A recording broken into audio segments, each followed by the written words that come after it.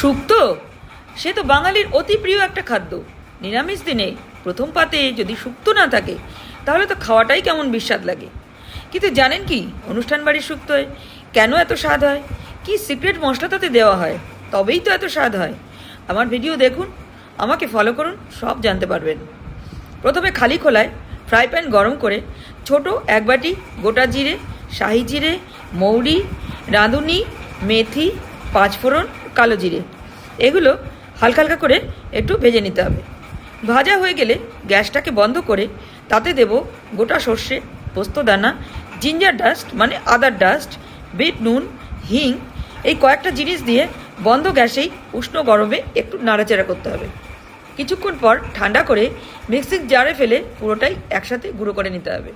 ব্যাস, আমার শুক্তো মশলা রেডি। এবারে কাচের পাত্রে রাখছি, রেখে সারা বছর সংরক্ষণ করব।